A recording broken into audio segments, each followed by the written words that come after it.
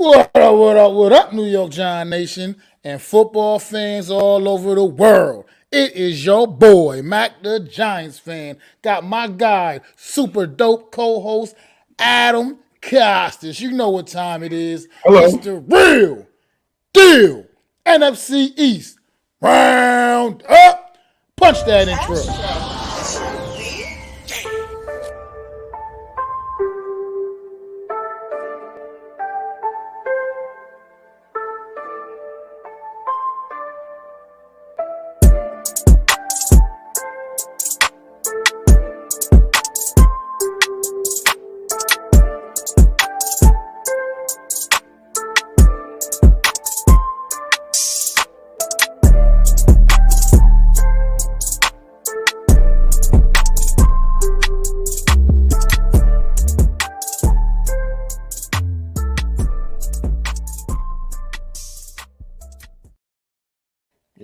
Yo, what is going on, everybody out there? What's going on, Adam, man? How is the day going, man?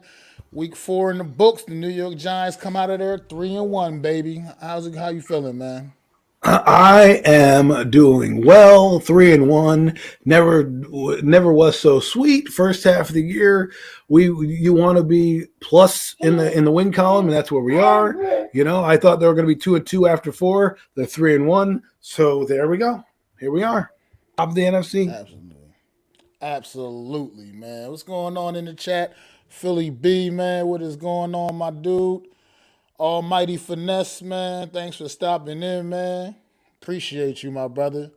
But yeah, man, it's been another crazy week in the NFC East, man, and got a few games to talk about here, man. We're gonna start off right from the top, man. We just gonna go right down to Philly first, man.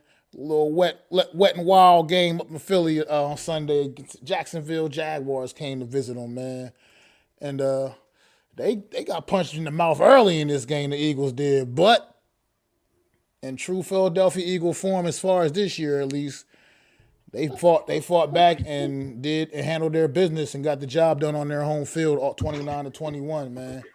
But it was definitely definitely had a tough go at it, especially early on in this game, man. How was your take on this one?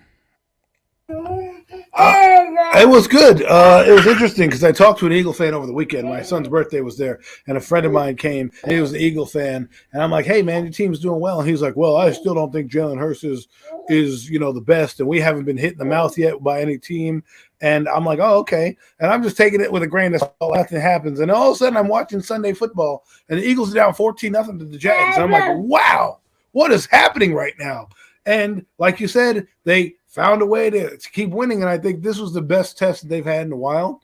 And I think you're going to see this Eagle team. They're gonna slip up somewhere down the road, but it'll be to a team like a Green Bay or a Tampa Bay, one of these bigger teams that they may not have their A game. Jalen Hurts may have a bad game because he may come down to earth like he did in this game a little bit. But wow, they do not stop, and their running game helped them out a lot too. Well, this week they absolutely relied on that running game, man, and they climbed up on Miles Sanders' shoulders, man, and he took them home, man. 27 carries, 134 yards, 2 touchdowns, averaging 5 yards a carry. Miles Sanders, man, have a great game. When this guy's healthy, man, he could be he's one of the best top running backs in the league as well, man. People forget that even though the Eagles hit you with that big rotation of running backs, man, they get you with everybody, and then Jalen Hurts also. Yeah, Miles Sanders is as legit as it gets. Wasn't he from Penn State? Isn't he from there? Absolutely. He used to back up our running back, Mr. Barkley, at Penn State. Right. So for me, I think what we have here is a guy who's, I know that we have running back by committee, but he's the most talented running back on that roster. And if you can have a guy carry you like this, it allows your quarterback to be efficient like he was. Yet you see what happens when you have a guy run for 127 yards. Your quarterback can still throw for 200 and rush for a couple touchdowns as well. So for me, the Eagles have weapons all over the field. They're almost, I wouldn't say unstoppable, but they're hard to cover, right? Because they have 2 great receivers, a solid tight end, offensive line, probably one of the best in the business. And now they have a running back who's emerging right now as the alpha dog in that room. And they can now turn to when Hurst is struggling, right? And not to mention Jalen Hurst, who, has a touchdown rushing in every game. So it's really interesting to see how their rushing attack is going. And I can't say, I hate to say this, it pains me. I mean, all my friends out there know I hate giving the Eagles praise, but you got to call a spade, man. And they right now are playing the best football of any team in the NFC East and in the NFC. Mind you, they are on top of the conference right now. So, kudos and hats off to them offensively. Absolutely, man. Offensively and we get quite frank, they're getting it done defensively too, man. This defense seems to get better and better every week, man. Like, yes, I mean, it's dangerous. It's getting dangerous out there playing the Philadelphia Eagles, man. I mean, another big game, 4 more sacks for this defense. Turnovers, just creating turnovers. I think they forced 5 turnovers on Trevor Lawrence alone. Yeah, four fumbles and a interception, which I think is a record in the NFL where one person loses 4 fumbles in a game. I know Baker Mayfield fumbled twice, but didn't lose all 4 fumbles. This guy lost all 4 fumbles. So, this defense is just clicking on all cylinders, man. Yeah, Trevor Lawrence got off to a hot start in that game, too, and the Eagles started getting to him, man, and rattled him up, man. Really good, man. So, hats off to that defense. Did you see the Eagle media? They were interviewing James Bradbury, and his boy Darius Slayton's next to him and goes, "Why did the Giants let you go?" And J. Bradbury goes, "I don't know. You got to ask them." And it was just this whole thing, like this guy's coming in playing lights out for them, and we cut him for nothing. Now I get it. We have Aaron Robinson, who, by the way, is on IR. Injury reserve, yeah. So he'll be back. He can come back soon, but that's not good when you put a guy on IR, regardless of what that means. He's probably going to be out for a little longer time. They signed Fabian Monroe to the active roster, who probably will do a solid job on defense. But we have a true test coming up this week. We're not playing Justin Fields this weekend. We're not playing all the Cooper Rush and all these quarterbacks who we believe are subpar.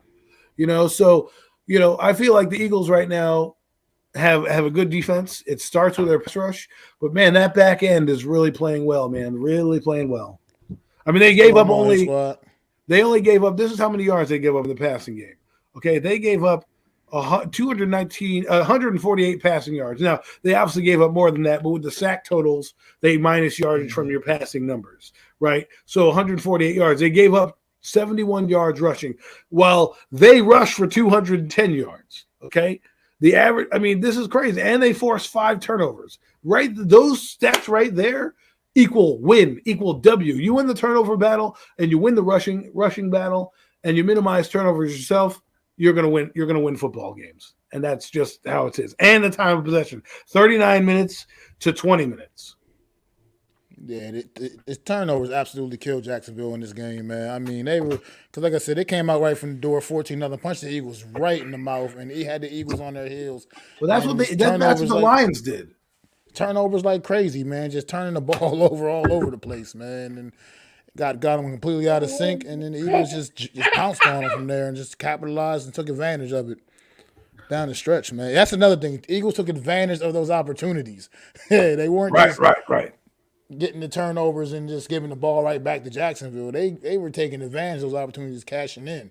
But we don't have any real interceptions, really. I'm looking at I don't want to jump to the Giants, but I'm looking at our defense, and I'm like, we barely forced turnovers. It was thankfully to the Bears, but we'll get into that game in a second. But that's what you got to do, capitalize, man. This team is showing you that they can win ugly. They're showing you that they can win on all types of ways, and they're just going to keep doing that going forward for the Eagles. I mean, that's a winning formula, and I wouldn't be surprised if we ended up seeing them, representing in the NFC Championship game, this week. Right now, they're off to a great start. As things stand right now, I mean, I'd be stunned if they weren't. As long as this team stays healthy, they don't get any horrific injuries, I'm not seeing what's stopping them from not even going to the NFC Championship game, but winning it and representing the NFC in the Super Bowl right now. Right now, don't you dare. Don't you dare. Look, this team right now, to me, is by far the best team in the conference right now. And it's not just because they're undefeated. I mean, that's a big part of it, but they're just flat out they might be the best team in better the NFL. Better football than every other team in this NFC conference. And yeah, you're right. They definitely in the discussion as the best team in the NFL right now. Not quite sure if I'm going to put them quite there up on that pedestal yet. But I mean, they're in that conversation. They are definitely in that conversation. I don't even. The only team that defeated, I still think, in the AFC is Miami. I do believe, right? No, there is no more. The Eagles are the only undefeated team. Period. Okay, so right now they're the Miami. best team. Right now, record-wise, they're the best team in the NFL. Oh It's yeah, not. It's not necessarily wrong to say we may not agree in terms of like personnel and Kansas City now making a case for being one of the best. Right, they're 3-1 right now too, looking pretty good. But in terms of what we're looking at right now they lead the entire NFL in wins, and that's pretty absolutely. big. And we can't look down on that right now. Again, things change. There's I guess we can say there's 11 more weeks to go in the season, right? And we'll see how things go in the stretch of games, especially with what's coming up next on the docket. I mean, their next game is let me just double check what that is here. I think the next game They play the Cardinals next. Okay, so they have a Cardinals game, which is the NFC West opponent that they play. We play Seattle. So the Cardinals haven't looked good at all. I'm not expecting them to necessarily run away with it, but they're going to the West Coast. Let's see what happens now with a team that's semi decent, a semi decent team, Yeah, I mean the Cardinals team's up and down. You never know what to really expect out of them, but you're gonna get a fight. Obviously, you're gonna get a dog fight out of them. Obviously, Kyler Murray is a lot to handle.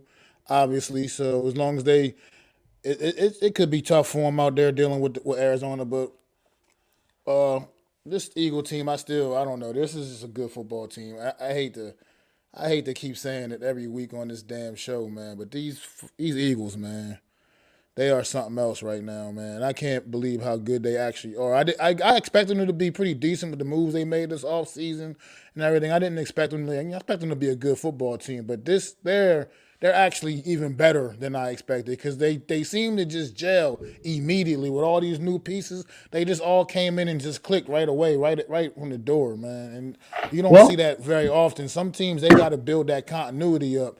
And these guys had they just seemed to came in as if they've been playing together for years.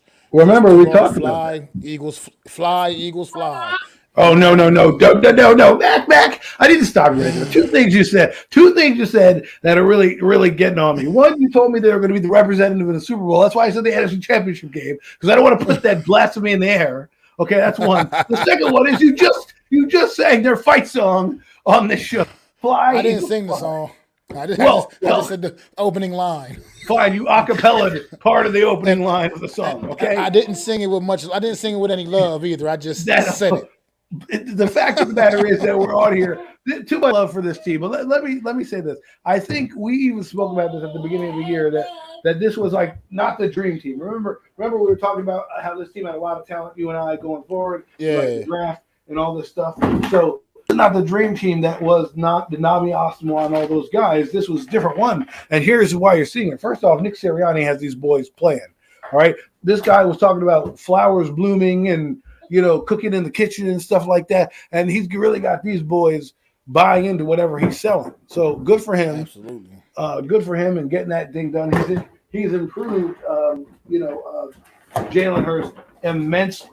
He went, from being a Doug Peterson guy who, I would love to see what Peterson would have done with him, but obviously that didn't happen. But he took that kid and now has elevated him to a new level. And it's partially on Jalen Hurts as well.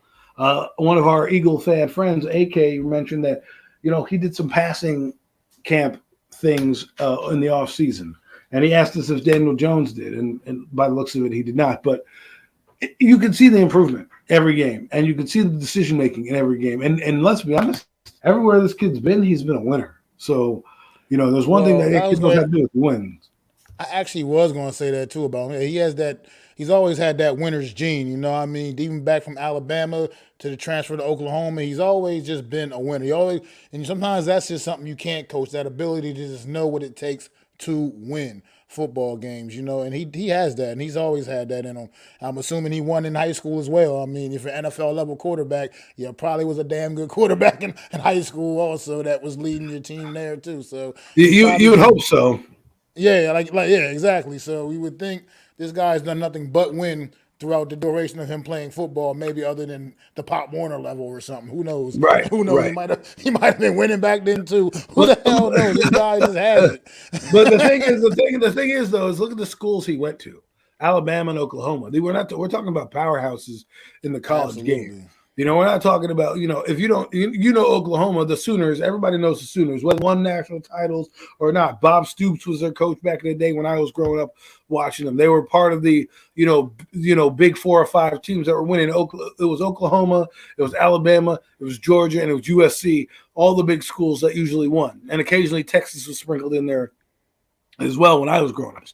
So he has a big school pedigree, which, you know, sometimes means a lot. It really does, because you got that competition every week. Every week to you is an NFL game because you're playing NFL prospects. So I know that he got benched for Tua Tagovailoa, but let's be honest, we don't know if that's we don't really understand why that happened. And he went to Oklahoma and won. He became a second-round pick, and right now, you know, those two guys are playing the best football at quarterback right now for their teams. Tua's having a great season. I mean, he's probably out for a few more weeks with his concussion and neck injury.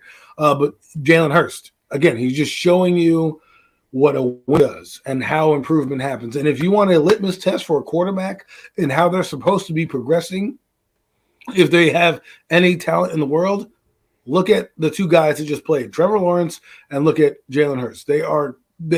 Trevor is going up the ladder incrementally. Jalen Hurts has taken some big steps up that ladder.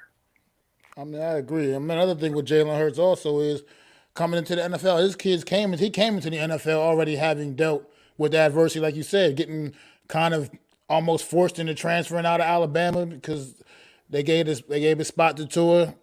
You know what I mean? But he went. He goes to Oklahoma, and he still is winning football games there too. Pretty much brushes that off, and he comes to the NFL. He gets in the NFL. He's winning football games in the NFL. I mean, even back to the few games he played his rookie season, he won a couple of those games. Right. I mean, it was just. But he wasn't a high draft pick. This is what I mean. Like, this is what scouting does. This is what, you know, learning what a guy can do. And of course, you built a system around him, but he was a second round pick, Mac. We're talking about a guy who wasn't even drafted in the top 10 here, who's showing you what it takes from one level to the next. Well, honestly, I believe that if it wasn't for Carson Wentz falling off a damn cliff, he was only really drafted there to probably be used in some packages, kind of like a gadget player. To be honest, I think that was the original plan, for real. And then it just happened that their hand got forced, and he had to come out there and really become the quarterback. And he's just soaring with that role, man. I mean, I think you're right. I think you're onto something. I think with the fact that they drafted Carson Wentz, they're probably trying to develop this guy low. They had no learning curve. Just come in, learn the offense. We'll give you a read option here. We'll give you this type of little rush here, rush there. And like you said, he took to the playbook. He took to the coaching. And I got to give my hats off to Doug Peterson for getting the kid ready. Absolutely. And then, they bring in more pieces. A.J. Brown, that draft day trade, A.J. Brown, I mean – Stu's an absolute animal. Howie Roseman might be the executive of the year. And so you add that into the mix. Devonte Smith, another year with Devonte Smith, he's out there still doing things the same way like he was last year as a rookie. Dallas Goedert, a tight end that you can't sleep on. I mean, it's just they got weapons all over the field, man, on both sides of the football. I mean, I know right now I don't know how serious the injury with Darius Slay is, if he's going to be out for any time with that. But this team still, man, they're just clicking on all cylinders. And you know what? That's enough of the Eagle love. I've had enough of that. I can't anymore. over here. But any more final thoughts on this Philadelphia Eagle team? I don't want to talk about them anymore. It just hurts my heart that they're good. Yeah, I'm just angry, and like my boy Philly B just said in this question here, I hope I get to see the Eagles fall out of midair. Right now, the way it's working out, I'm just not so sure, man. They got their talons out, man. They're ready to grab something. Yeah, this team is clicking. What's going on, Jeff? Man, Deception. Thanks y'all for stopping in, man. But yeah, we gonna move on, man. Where we gonna go now? How about we go here and go to let's go and check out the Washington Commanders Ugh, visiting the God. Dallas Cowboys. Man, Cooper Rush, man, 3-0. 3-0. 3-0 Cooper Rush, and now we are talking potential quarterback controversy. Do we dare say it? Because they are winning football games with Cooper Rush, and they are clicking, man. And I don't know, sometimes when things are going that well, do you really want to break it up? But at the same time, Dak Prescott has a very large contract, gets a very sizable paycheck, so he's going to get back on the field. I'm just talking shit right now. But at the end of the day, Dak realizes it too. I don't know if you noticed, he seems to be trying to rush himself back because Cooper Rush is out there balling, man. Right. Well, can you blame him? They're winning games, and he's the talk of the town right now, getting all the free meals at all the burger joints and all the barbecue places in town right now. And they're looking at Dak like, "Who are you? Who are you?" But I don't. You mentioned something. Do you keep Cooper Rush in the game? And I don't know what to do here because, if Cooper Rush comes in the game and you take him out, and he's building a chemistry right now with the teams that, Dak didn't look like he had chemistry. Now, will he have chemistry again with this injury, right? Sometimes you want to ride the hot hand until the wheels fall off, and maybe that's what boys should do. Maybe the Cowboys should just ride the hot hand until the wheels fall off and say, all right, Dak, take your time. Let you come back after the bye week or something like that, when we really need you, right? And let this guy get some experience under his belt and keep rolling. Because when he was in the game, he looked lost right there. Now, again, he's your starting quarterback, 90, however much $1 million you paid him, over 100 something. You're probably going to have to force your hand, but I don't know, man. Sometimes coaches are weird, man. They are superstitious, and you take him out, and all of a sudden Dak goes down, or he has a bad first half. What's going to happen to Big D. I mean, it's something you got to really think about, man. Cooper Rush is he's also just been efficient, man, taking care of the football. So it's just, you got to think about. It's going to be something to think about when the time comes. And Dak, like I said, Dak Prescott's trying to make that time come a lot sooner than it seems like the rest of the Cowboys organization right now is, to be honest. I think they're almost more or less trying to tell him to take your time, man, rest up, you're all right. Cooper got this. It's funny. It's funny because Cooper Rush is up there, and you got the owner, Jerry, who's stirring the pot as usual to get this guy in here. And the Cowboys are loving life because they're 3-1, and they're doing it in convincing fashion the last two games, right? If we thought the Cowboys weren't good, well, guess what? They woke up. They woke up against that Bengal team who, by the way, destroyed the Jets a week later and beat somebody on Thursday Night Football to save their season. Right, so 2 wins in a row for Cincinnati has brought them back to the forefront, and the Cowboys have taken that and now have propelled themselves to 3 in a row. Right, the first one was a hard-fought victory against the Bengals. The second one was, I wouldn't say a blowout, but towards the end was a blowout against the Giants, and then an absolute drubbing of the Washington Commanders. And to me, I look at it like this, man. Like, we can't sleep on them anymore. They are a legit. If we think we're legit, and we're legit and think we're better than what we are, and that's fine. I'm not complaining about that. I'm not telling you otherwise. But at the same time, they think that they're legit, and they're thinking that we're only one game out of this technically, behind behind the Eagles, who are 4-0, and we're still in this race. And they play the Eagles in 2, not this weekend, but the following weekend. So if they win this game and the Eagles happen to lose their game this weekend against the Cardinals, let's say, and they're both 4-1 headed into that game, that's for the division right there. So, the Cowboys are feeling themselves. They're feeling pretty good about themselves. Their defense keeps getting better and better.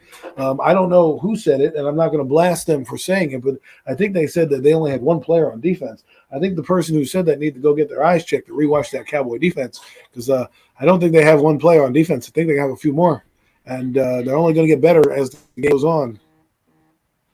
Yeah, the Cowboy defense is definitely legit. And like I said about Cooper Rush, this past weekend against Washington, he did it without the help of a run game. I mean, Zeke Elliott ran for 49 yards on 19 carries. That's only an average of 2.6 yards a carry. And they only had 62 yards rushing as a team. So Cooper Rush had to pretty much uplift this team on Sunday and win this football game. I mean, of course the defense is out there, balling out too, playing well, but Cooper Rush was holding this thing down on offense, man. Really getting the ball, spreading the ball around well. The C.D. Lamb, another big game from C.D. Lamb. Someone told me that he was a number one receiver. Come on, get your eyes checked. Noah Brown, who has just emerged out of nowhere. They got Michael Gallup back into the lineup, got him back into the mix a little bit. So, yeah, this Cowboy team is definitely ascending. But they're about to get tested these next couple of weeks. You're going to get a little step up in class and competition these next couple of weeks. So we'll see what Cooper Rush and this Cowboy team can be made all about. But, this is two NFC East teams battling out here. So we got to, flip the script a little bit. Washington. What is going on in Washington, man? I mean, I thought the Giants would be in the doldrums with them, but they've turned it around. But I don't know, man. I think Ed brought it up. Maybe the turmoil that's going on is really trickling down because I have no idea what's happening with this team. You look at their roster, and across the board, they have talent. They have talent across the board. It's just underwhelming on defense, and Carson Wentz has come back down to earth the last two games. He looks like the Carson Wentz that we all hate, Yeah, he started off the first couple strong games, even though they lost one of them in week 2 or whatever. But it was still a strong effort from Carson Wentz. But it's been the last couple of weeks, man. It has been just absolutely terrible for Carson Wentz against the Eagles and then against the Cowboys, man. It's been bad. This week, 25 of 42 for $170. 1 touchdown and 2 interceptions, man. That's just not going to get it done against a good football team like the Cowboys. I mean, their running game, probably their best running performance of the season. But for what it's worth, everybody's been running all over the Cowboys, to be honest. That's not their strong suit defensively. Is stopping the run is their weakness on defense. Well, It's I think styles make fights here, Mike. And that's what I think happens, right? The Giants had decent rushing numbers against them, but in a sense, the rushing wasn't that effective, right? It only had one big game by Barkley that really broke their back, but that they still kept it in check. In this game, they let up the run, but hey, when you're beating the passer like that and beating the brakes off the team, you don't need to worry too much, Yeah, what's going on? What's up, Alex, in the chat? Thanks for stopping in, man. Appreciate it, bro. But, this Washington team, I expected a lot more from this team because, like you said, I thought they were going to be a fun team to watch offensively. They're absolutely not really as fun as I would have thought. And defensively, I just thought they were going to rebound and not be back up like top 10 level necessarily, but at least just be competent looking, be better than they were like a year ago. And they've actually gotten worse. This defense can't stop anything. I feel like nosebleed. It's just no matter who they played this season so far, every team has come out and pretty much had their way with this Washington defense. So they gotta figure some things out. Excuse me, I mean they gotta figure some things out and try to right this ship before it's too late because they are sinking quickly. Yeah, they did get some good news though. They did get some good news today, but you don't see how much that will affect the young man that got shot right before the season started. Is Brian Robinson. Brian Robinson. Thank you. And he's back in practice with the Washington Commanders. I don't know what that's going to do. I believe he was going to be their starting running back, and I liked what I saw from that kid running the football in the preseason. So I don't know if he will have much of an impact, especially with the slow start they've gotten off to now. But it's still good news when you get some of your guys back in the lineup, get a chance to get these guys on the field. Let me just explain. The PUP list means that they're not technically on the active roster, but they can practice with the team. So like a 3-week window where they can bring them back, and they can't bring them back before that 3-week window. Now, after that 3-week window is up, you decide whether or not you want to bring them back. So we're at shooting for about week 8 to 10 right now. If you think about 3 weeks from now, it's probably about week 8, week 9, week 10. So hopefully, by that time, they're probably long out of it. Their next game is against the Titans. So they really need this game to kind of get back into any any hope of not even the Wild to save some of the season. But it's one of those teams. We'll see if they do better at the end when they start to get their guys back. Like you said, maybe Chase Young will be back soon. Who knows? Still got a long 11 weeks to go. Yeah, I think they need to do is get this. What's going on, Mitch? They need to the first he's still spreading the Carson Wentz is still spreading the ball around good to all these receivers and whatnot. They just got to find a way to be more effective. And like I said, this defense, honestly, the defense is really where the real problem You think is. Jack Del Rio is what his comments has fractured them? I mean, there's something that's not going on right here. I mean, they got rid of Landon Collins, and I was told the safety behind Landon Collins was better. They had all this optimism going into the season, and right now, just like it is in New Jersey, they have a clouded future going forward. I mean, no one's going to want to work here. You fire Ron Rivera. Let's say you fire Ron Rivera, right? And he gets rid of his staff. Who's going to come here and be like, you know what? Let me revive the Washington Commanders. Nobody's walking through that door and helping this team out. What's going on, Cole? Cowboys? They've spiraled, but maybe, just maybe, this is it. Maybe this is rock bottom for this team. Yeah, because I earlier before the season started, I thought this team was going to be competitive and be maybe a potential sneaky team in this division that could potentially even. I said it win this division. It was a kind of a bold prediction, but I thought, but I just really expected more from this Washington team. I thought Carson Wentz was going to give this team a bigger boost than he honestly has. I'm not trying to put it all on Carson There was Wentz. one guy. There was a couple guys that told us Carson Wentz was going to give you Carson Wentz, but I thought at least here he was going to do better, and it's surprising how far he's fallen. Was just the Washington Commanders are the Seth Rollins of the division. They're about to get knocked out in the fight pit by the rest of that division because of the Packers. Oh, man, I can't wait. I mean, we're talking about premium cakes. We're talking about wrestling another point. But, Washington is just interesting to find out because they really are just, they surprised everybody. Like, I didn't think Carson Wentz would be this bad. And he's not fully all bad, right? Their offensive line is kind of bad, and it's contributing to the factors that it is worse. But I haven't here, I've lost respect for him because I thought, man, he was going to really turn this thing around like he did in Carolina. And it just goes to show, not everything is a winning team. And I know he came to a shit mess. Like, he's had no quarterback since he got there in late 2018, 2019, right? He's had no quarterback. The one they did, unfortunately, rest in peace, but he didn't work out for them.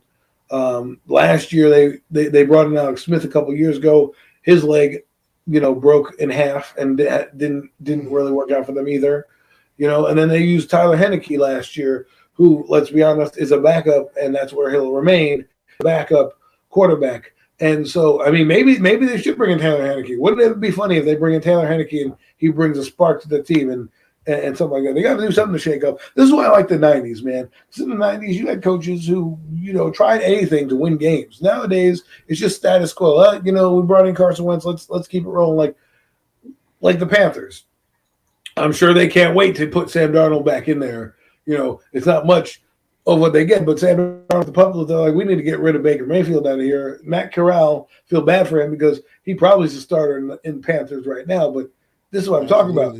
Maybe Tyler Heineke gives him a spark. Put him in there. I know Carson's doing this, but have some balls and bench a guy if he's not playing well or the offense is not doing it. Just give it a go. It's been back-to-back bad games for Carson Wentz. Like, you started off with two good ones. These last two, not so good. As a matter of fact, not good at all. I don't even want to say not even going to sugarcoat it. Not good at all. The funniest part is he still has more yardage than our quarterback. Well, he does, but most of that's on the strength of his first 2 weeks of performance. I mean, he had great performances the first 2 weeks. So, I mean, like I said, these last 2 weeks have been an absolute, like Jeff just said, they've been a disaster for this Commanders football team. It's probably that dumbass name. That's probably exactly what give them their name back. You know what I mean? Give this team their name back. Yeah, go back to the Redskins. Let's be real. If you do your research, it's not really that. Look at the research of that team. I'll say something right now because people are going to be like, you're saying Redskins. The team was founded with a Native American on it, all right? They did research Native Americans. Hey, can we use this name? They all said yes. right? It's because they're in Washington, D.C. and they want to make everything an angle right now. Give them back the name. I mean, what are they going to – you can't erase them from the memory books. Guess who had 5 touchdowns against the Redskins in 2019? Daniel Jones. And that's what they're going to remain, okay? They are, okay? And so before we get all up in arms and all this stuff, let's do it. The Commanders is a terrible name. The Washington football team was a terrible name. The Redskins just fits them. And because of what's going on, I think you're right, Mac. The name change, the turmoil, everything that's going on with this franchise, they're just it's like it's Murphy's Law. What could go wrong will go wrong, right? And that's what's happening right now. Absolutely, Washington man. Commanders, Absolutely, Redskins. man. Man, you got any more final thoughts on these two, the Commanders or the Cowboys? The Redskins need to be taken out with the trash. Like my trash guys come here every week. They need to be taken out with the trash. I agree. I absolutely agree. This team needs to get their act together, man. If the Giants lose to this team down the road, we're gonna have problems. I will. I mean, I'll definitely have problems with that because right now the way Washington is playing, there's no reason we should be losing to them. But we'll check that out. We'll revisit that later on in the season. And we were speaking of the Giants. How about we move on to the New York Football Giants? The 3-1 On New York Sunday, Football. the Chicago Bears brought themselves to MetLife Stadium, and they did not go home happy as they went out of there with a 20-12 loss. The Bears. On the strength of, I don't know, it was a good team win. I call this a good team win. It was a Saquon Barkley, obviously. He had 146 yards rushing. I mean, come on. Yeah, he did, but it was still a good team win overall. There was definitely other contributors. He had the big stat game, but other contributors to this victory. And you mean the quarterback? Defense, the red zone defense, the quarterback. I mean, he scored 2 touchdowns in the game. He put up 13 points. I mean, he put up 12 points on the board for the football team. So, with 2 big runs. So, I mean, you can't just look past it, even though his passing numbers were absolutely anemic. But yeah, he has 5.5 yards per pass attempt, which is terrible. But this was a good team victory on Sunday. I mean, I think we had more contributors overall in this victory than our other couple. I think our other couple were more or less Saquon Barkley week 1, Graham Gano and special teams, the defense week 2. And then I think this one was more of a good, well-rounded overall team victory. Guys stepping up and just playing big-time football, man. Dexter Lawrence stepping up and just kind of assuming that leadership role on defense, man, and putting this defense on his back, making big plays all over the place, man. So, yeah, I just chalked this one up as a good team, even though Saquon did have the big stat line. I like the way the Giants approached this game, and they, like we were talking about earlier, the game plan was on point. That goes to coaching, right? And it just shows that we're in good hands with Brian Dable, man. Well, let me say a few things about this, if you don't mind, Mac. First off, it's not Mr. Automatic because he missed the field goal at the end of the game. So, Mr. Automatic was not automatic, and he's blocked. That's back-to-back weeks he's had a block or a miss. So just bringing that out there. Hopefully he's got the jitters out. But I want to say this first, let me start with the coaching. First off, we have a solid coaching staff. They saw something on film, which was that the Bears defensive ends crashed down. And so what they do, they rolled Daniel out. They did a couple bootlegs.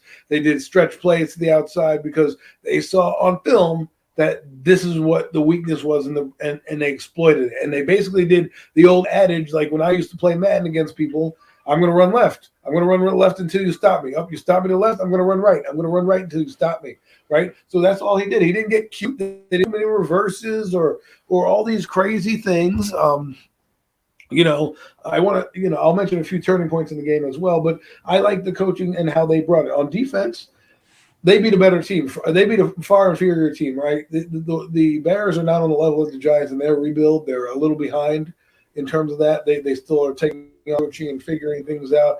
And one of the Bears offensive linemen got beaten up in the game, I think bludgeoned by Dexter Lawrence. And once he got taken out of the game, it was like the floodgates opened, and they could not block a nosebleed after that happened. So those are a few things. So, and then the second thing I want to talk about is the offensive game plan. I love Barkley is an absolute monster. What he did on that 3rd and 9 from the 40 to go across the field and get a first down and make a screen pass that probably should have any other back probably gets tackled or in the backfield. He made a hell of a play. One of those plays that we see Saquon do, like he did in 2019 against the Eagles, where he was juking guys out for a 10-yard run.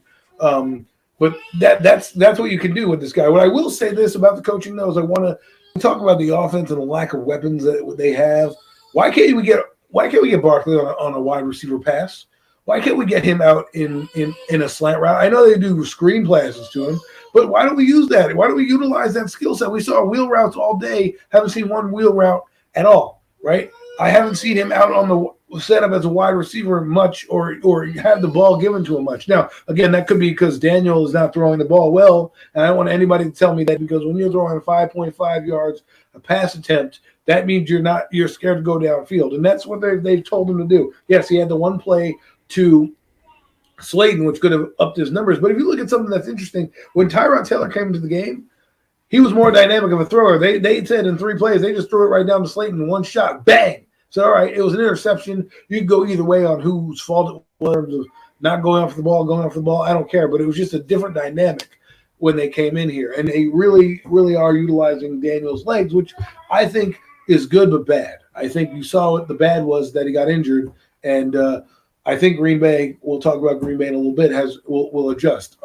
So that's number 2 offense. Kudos to them to, like I said, exploiting a game plan. Kudos to Daniel for getting in the end zone when he was there. I mean, you and I could have walked that touchdown in. That's how hard they bit on the fake. And great block by Tanner Hudson down at the goal line to not let his man go. And then defensively, great game plan. Took advantage of a young quarterback, even though that guy did have 171 yards, right, passing. It was almost funny. Me and you talked about it after the game. It was like a tale of 2 quarterbacks who did the opposite, right? You would expect Daniel to have the 171 and 2 touchdowns passing. Instead, he had 70 yards and 2 touchdowns. Then you had Justin Fields have 171 yards passing and those stats and less running. And he even said it. If you go back and watch Sights and Sounds, he gets tackled by Tay Crowder, who had a great game.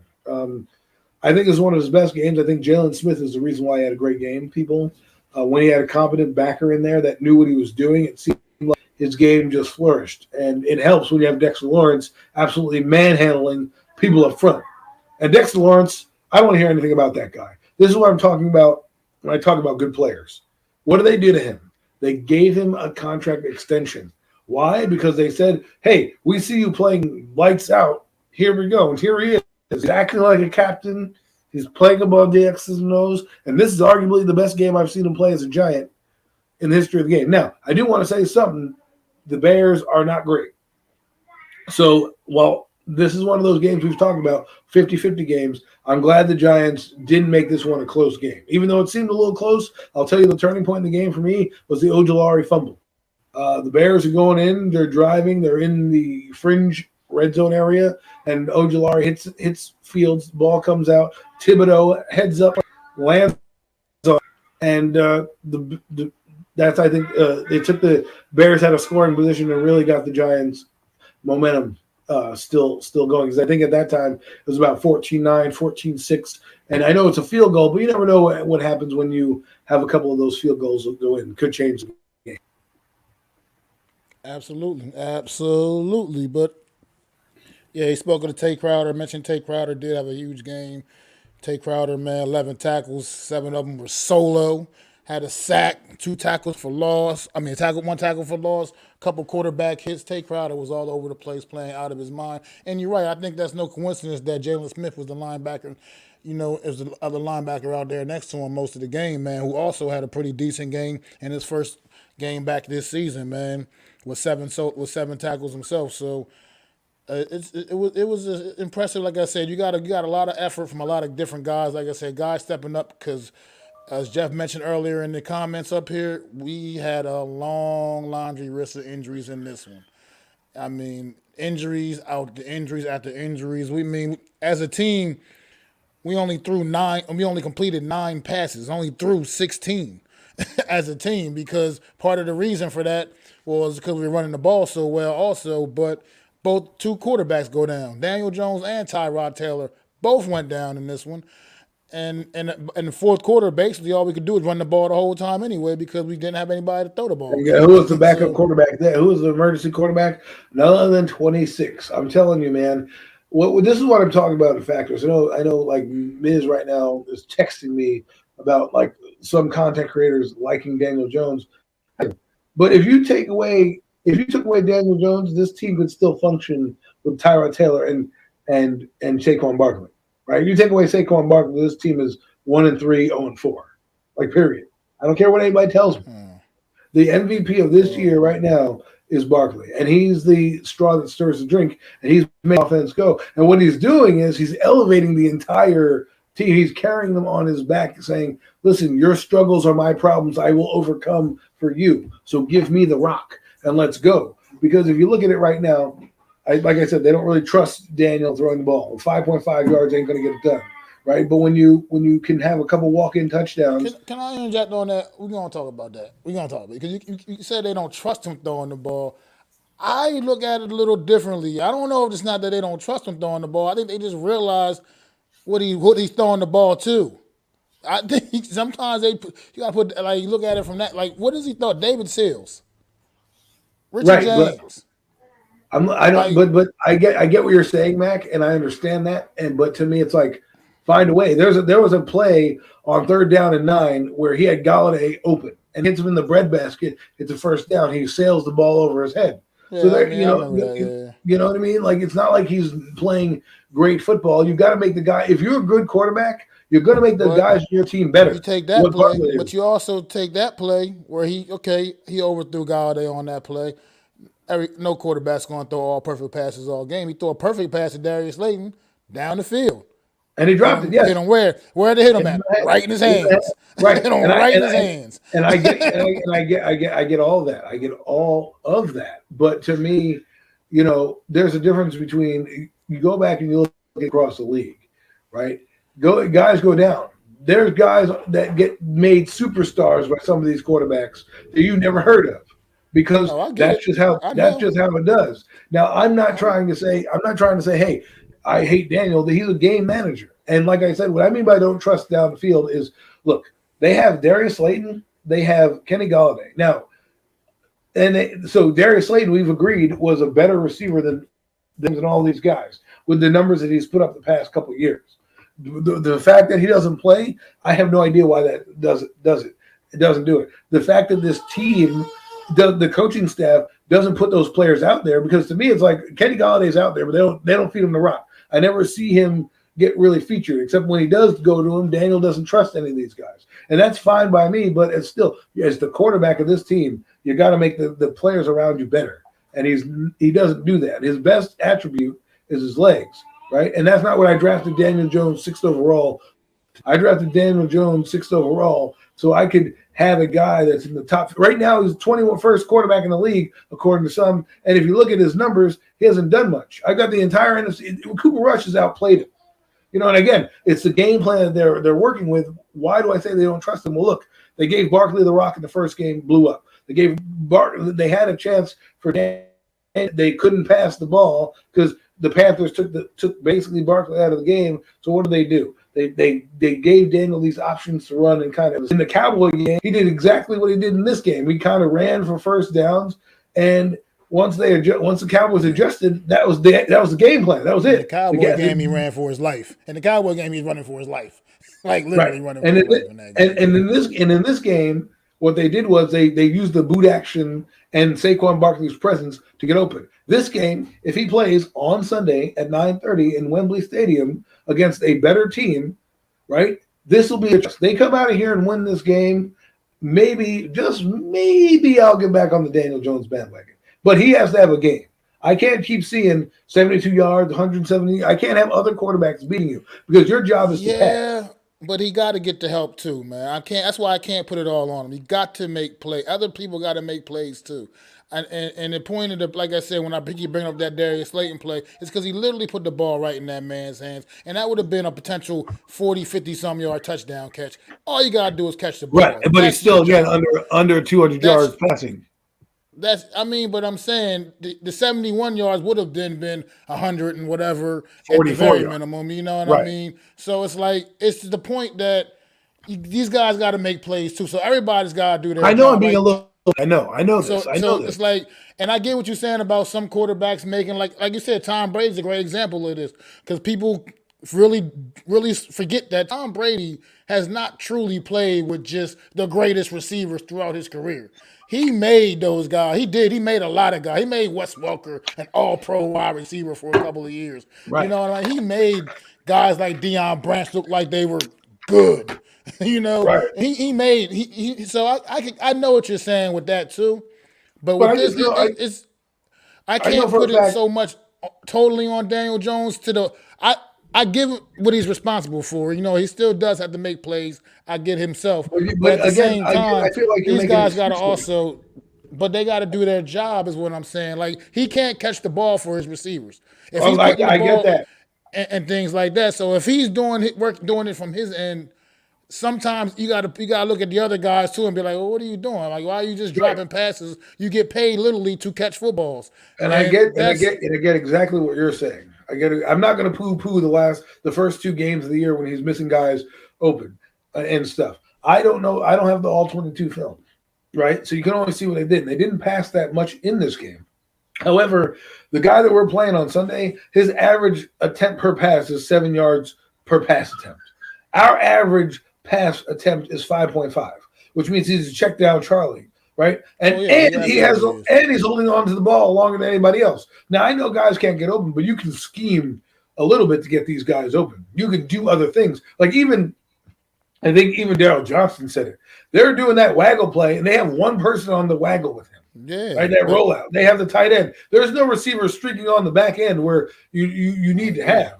And I get the offenses like that, but I mean, Brian Daboll, you're an offensive genius. I expected a little bit more than 19 I points a agree with game. that. I mean, I agree with that. It's My just point is, like, why isn't Barkley out there? If the receiving core is lacking, right, and this guy is doing great running, why can't we get him in the passing game? Because Saquon Barkley, I don't see he has passing, but I think it could be better than it is, right? You got Matt Breida here, you got all these players here to help out, and Barkley's always on the field. Why don't you put him, why don't you put him at receiver and give something for them to think about? Not just, hey, he's going to run a screen pass or this, right? He had 2 receptions in the last game. He had 4 receptions against the Cowboys. He has 3 receptions against the Panthers. He has a total of 15 on the year. You know how many rushing attempts he has? 84. Okay? Now this guy, has 84 rushing attempts. You know what smart teams do? They give their best player the ball no matter what. Okay, I don't want to just give him the rock here. Give him you want to line. Look what happened in the Saints game. The Saints game last year. What did Jason Garrett? I mean, do? well, look, and what did Jason Garrett do? I mean, yeah, he got the ball to Barkley. And Barkley changed the game passing in that game. He had a couple Yeah, he big did. pass plays. But for that, what you're saying, I mean, Barkley in this game had 33 touches. I mean, that's Right. But again, he had 33 touches. That's he's essentially the game. But what I'm saying is, if our game is lacking, instead of doing a screen pass, why don't you line him up and actually get him the run? I mean, the one pass that I saw in these 3 games where they got him the football, he dropped it going up the seam against the Cowboys. And I think he dropped it because he took his eyes off of it to try to make a move. I think another thing with that is Barkley, with this offensive line, they probably tend to want to hold Barkley in a lot more to just help pick up blitzes and such. You know what I mean? Which Yeah, but they I ran get 3. it. They ran 3 back. They ran 3 running backs at one point at one point in the game and gave it to Gary Brentwell. Why can't you do that? I mean, Breida as a 3rd round pick, he has speed. I don't see him running any receiver routes. You know what I mean? Like, I mean, our offense is built around one guy and one guy only, and it's smart because they're keeping him out there and making your all-stars play. But to me, give a little diversity. Get something out there. I mean, I know that we don't have Tony and all these guys, but utilize Barkley the way that he needs to be. I mean, he had 500 yards his rookie year receiving. I mean, yeah, absolutely. I mean, I look, you ain't got. I know the skill set of Saquon Barkley. I know exactly what you're saying, and I wish we would see a little more of that. But I mean, I'm just thinking logically that these are some of the reasons that these things that we're seeing, what we're seeing. I mean, it's just But that. I'm giving you, you're, and I'm not trying to say you're giving Daniel excuses, but you're giving excuses for what the coaching staff has given him. But I'm looking at it like you have number 26 out there, and if your quarterback's struggling, why is he running a slant route against these DBs? Why is he not running a wheel route or an arrow route? I understand. You can put Chris Myrick back there. You can put somebody back there to block and get him out there Well, if you want. you can, and maybe that's something the coaches need to look a little more into and start to maybe think. Because I'm thinking that that's probably is a little bit of why you're not seeing Barkley on his routes like that, because you're keeping them in, help pick up blitzes and things such like that. But at the same time, also, yeah, he's a weapon, and we need to use him, and we do need to use his full skill set a little I bit mean, more. I look at this definitely number. do Look at agree these with numbers you right on here. that. Titans, he had six receptions for 30 yards. Against the Panthers, 3 receptions, 16 yards. Against the Cowboys, best game receiving, 4 for 45. And then in this game, 2 for 16. There's no way he should have under 6 receptions. I mean, I'm looking at it like this. I have Brian Dable here. I have Kenny Golladay here. I have Darius Slayton here. And I have Saquon Barkley here. Okay. And all I hear is, well, Richie James and David Sills and this, that, and the other thing. Well, look, that's the players they put out there. That's the guys they put out there. It's not my fault they can't run a route. All right. So if they can't, I mean, and Daniel's breaking out running. When did you see a receiver do a receiver drill and run downfield? But that's what I'm talking about. That's what I'm saying. I'm not making excuses for Daniel Jones. I'm saying you got to look at the whole spectrum and understand that these guys aren't making plays for their quarterback either. When he's out there, like you said, running out there and looking down, he's looking downfield. That's what I'm saying. What I see in Daniel Jones this year, honestly, even though the numbers still don't necessarily reflect it, I'm still seeing a slightly more confident quarterback, but I'm seeing his receivers just letting him down week in and week out. They're not getting open. They're not making plays for him. Situations like that where you see like Patrick Mahomes running around all over the place, and you see his receivers come and go and they come up, whatever they got to do, and still try to make a play for their quarterback. Our Well, guys aren't doing that for our quarterback. And it's like, let me I'm tell you seeing this. an effort. I'm seeing a level of effort in Daniel Jones that's a little bit more than what we've seen. I'm not saying he's the guy. I want to move on from him. I told you how I feel about Daniel Jones. I think that he's just never going to really have a chance to be successful in New York, period. At this point of his career now, with everything he's been through in New York now, he's got to get a change of scenery to really get his career back on track. But at the same time, I don't want to act like he's really the real biggest problem with this offense this I'm year not. No. I'm when not saying he's the biggest problem. All I'm saying there's is other raised issues. against. Right, but I Oh mean, yeah. let's get at the timetable. And I want to mention something real quick. First, the thing I want to mention quickly, Aaron, I heard, was not going to have a good year this year because of the receiving threats on his team. Look what he's done with that team. Look what he's done with those guys. He's made all them better. He's got 87, some rookie playing out of his mind right now. Dobbs, okay? That's because he's Aaron Rodgers and he makes people better on his team. That's what he does, No, right? I Does it? get that part.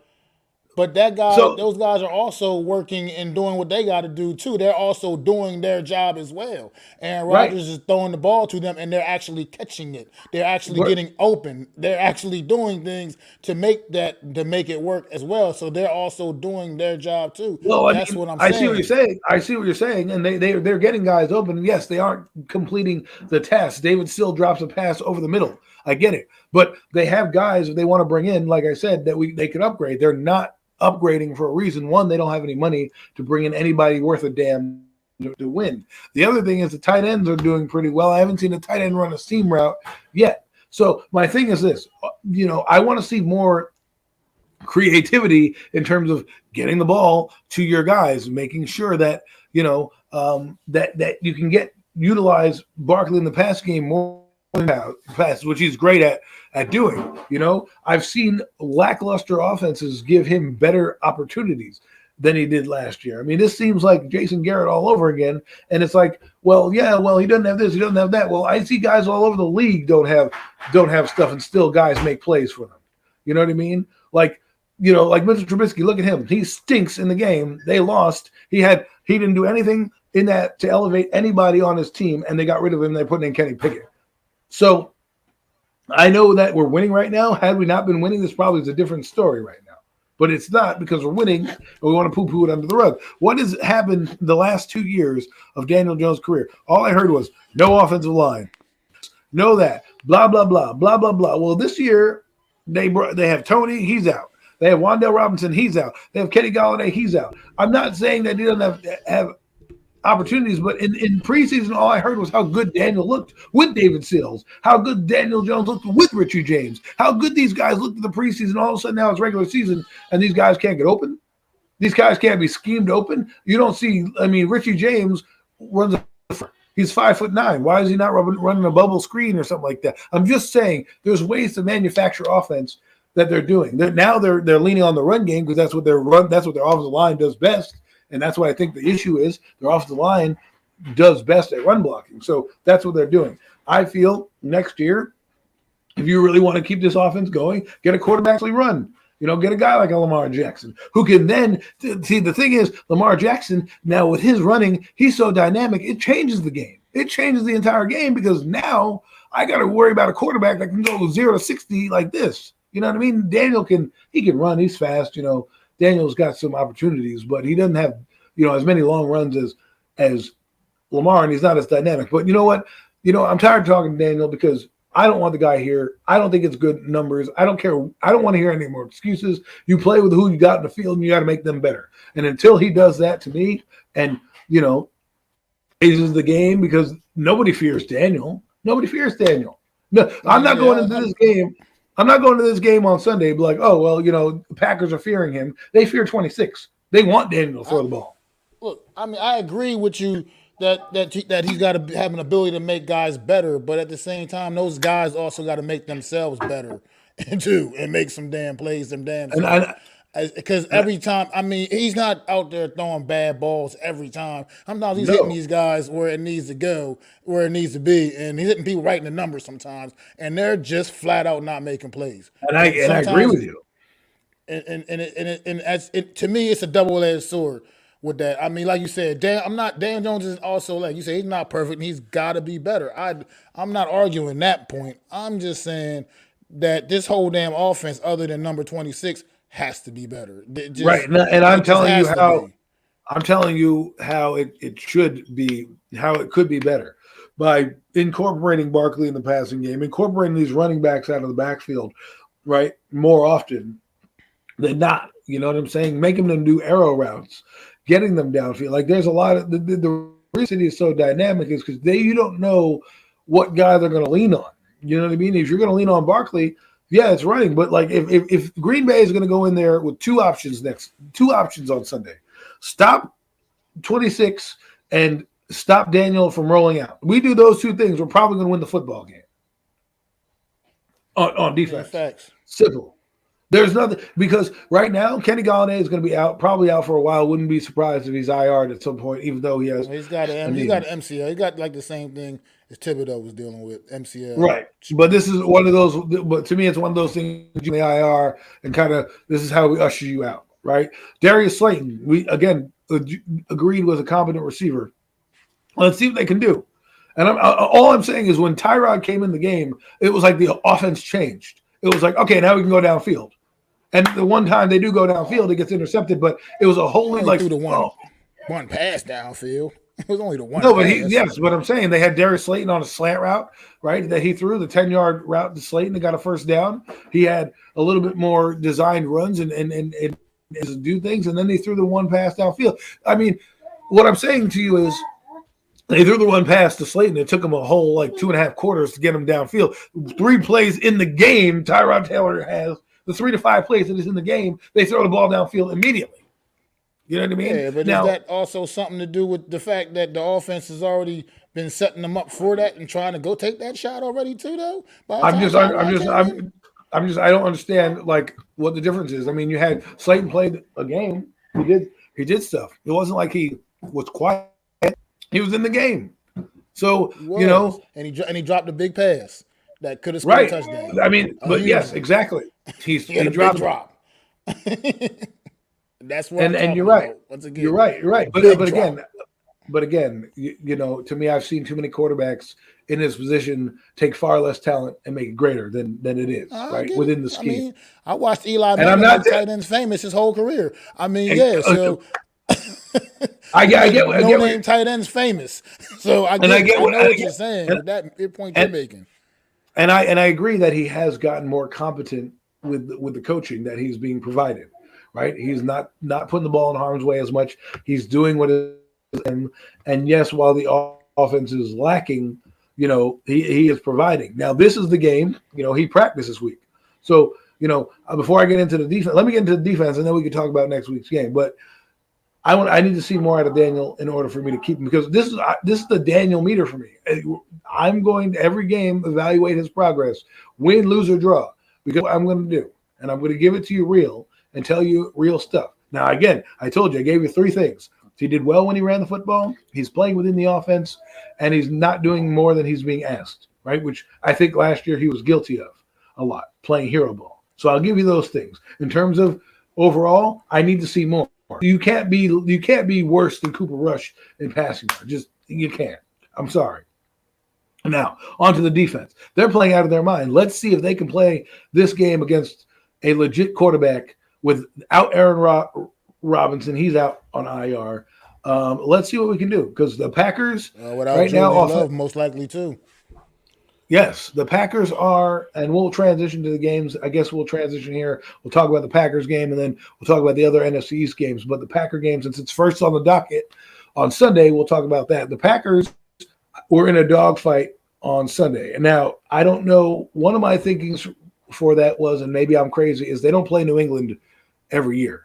So for me, I think, that unfamiliarity is kind of what kept them in the game. They're playing against a third string quarterback, bro. That's Not true. even the backup. Not even the backup. Third string. A third Now string. there it is. There it is. If Daniel Jones plays, your litmus test is Bailey Zappi. You need to find out if you can play better than Bailey Zappi. But the question is, this to me, this looks like a game for the Giants to be a heavy run team, because the Packers don't stop the run very well. And it's not like Bailey Zappi did anything crazy. He had 99 yards. He had 99 yards. So their passing game, which is their pass defense, is one of the best in the NFL. Like the Bears. The Bears had a pretty good coming into the game against the Giants. The Bears were ninth in passing defense. So the Packers are pretty good. Their weakness, like on defense, is heavy run. That is really where their drop off is, and we'll see if the Giants can do that. If the Giants can keep them in short down and distances and run the football, they might have a chance in this game. But on the other end, we need to stop the run, and we need to keep their pass catchers at bay. Now, I don't know what's going to happen. I know they have Randall Cobb. I know that they had that other kid, Dobson, I think is his name. I could be wrong. They still got Alan Lazard too. And so these guys, and he spreads the ball around. Like there isn't a bona fide number one on that team, and he makes them look good. Now, I know they have David Bakhtiari and all these other guys and everything like that on the offensive line, but he's really brought it these last few weeks. And I know, again, he had a pick six last time, but we need to make sure that we can keep this game close, because the Packers can score from anywhere on the field. Well, yeah, this is the point he just brought up here, because remember what we were talking earlier. I was saying like this too. Like, if Daniel Jones ain't 100%, is not 100%, I'd rather just go ahead and I think I'd rather just put Davis Webb out there, to be honest. Like I said, because I don't think a less than 100% Daniel Jones is going to be able to give us more than Davis Webb, honestly, in this football game on Sunday, man. I just don't. We've seen Daniel Jones try to play hurt before, and that clearly did not work out. Well, the thing is this, Mac, with that, you don't play him if he can't be effective in the run game, right? Because to me, his best attribute is his legs. So if you think that you're going to be in the passing game because they're, again, one of the better teams against the pass, then maybe that's something you want to think about. But to me, I don't want any excuses. If he's practicing now and you think he can go, you put him in that game.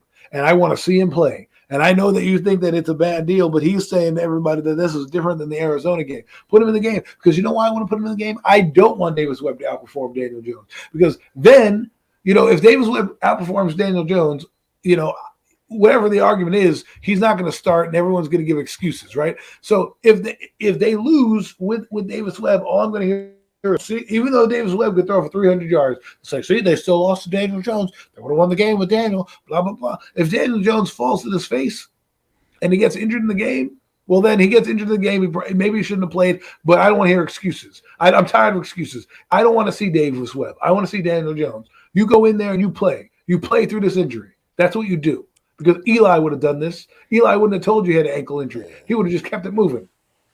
But I think the one difference is because you keep saying you don't want to hear excuses, and I get the excuse. I don't like excuses either. But I think before they were legitimate, just excuses on excuses on excuses. I think this year is like this. What my eyes are seeing it's not necessarily an excuse. It's reality. We're just watching this offense just not get it done collectively, other than Saquon Barkley, consistently. But there you go.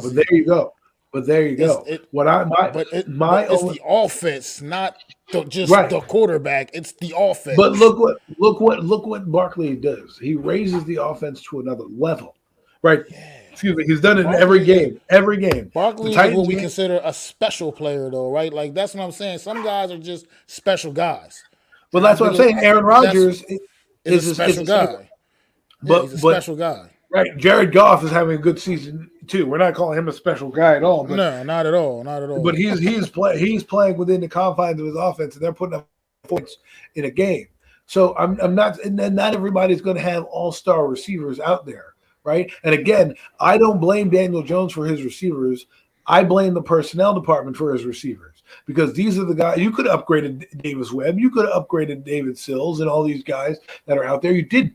So you chose to go out there. Now, it's my quarterback's job to make these guys better, to put them in the right spots. Eli Manning would put people in the right spot. You run the wrong route, okay, you run this route. And I talent on the team. And we'll see what happens when Kadarius Toney comes back, and Wandale Robinson and all these guys. But you had Kenny Galladay. Force feed him the rock. Do something.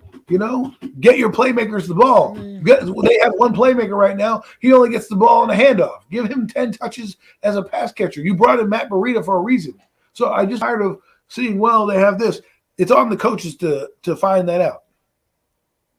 Blue City, that is a fun fact. I did know the New York Giants are 2-0 in London. They also played in the first London game. You want to throw out fun facts? You want to know it here? Miami. Against the Miami Dolphins, and it was an absolute muddy, rainy, nasty game. Eli Manning had a rushing touchdown in that game. but took him forever to get to the end zone, but the slowest rushing touchdown you probably ever would see. It absolutely was. But and also another fun fact for this game: this is the first time the Green Bay Packers are playing in London. They are the last NFL team to have a London game over there.